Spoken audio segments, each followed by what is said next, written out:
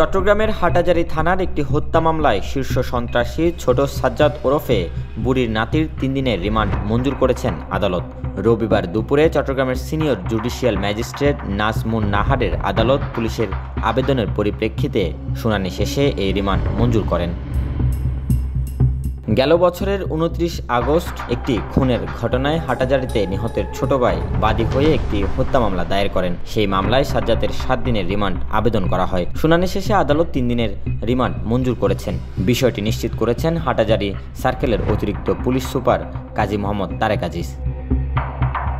ছোট সাজ্জাদ বায়েজিদ বোস্তামি থানার হাটহাজারীর শিকারপুরের বাসিন্দা। তার বিরুদ্ধে একাধিক ডাবল মার্ডার, অস্ত্র, চাঁদাবাজি সহ 15টিরও বেশি মামলা আছে।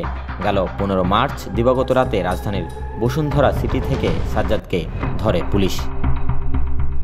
তাকে গ্রেপ্তারের পর গেল 30 মার্চ নগরের বাকলিয়া অ্যাক্সেস রোড এলাকায় জোড়া খুনের ঘটনা ঘটে। পুলিশের দাবি, সন্ত্রাসী সরোয়ার হোসেন ও সাজ্জাদের মধ্যে দ্বন্দ্বের জেরে এ খুনের ঘটনা ঘটে। সাজ্জাদকে ধরিয়ে দেওয়ার জেরে তার অনুসারীরা সরোয়ারের সহযোগীদের উপর হামলা চালাতে পারে। Desk report, news now 24।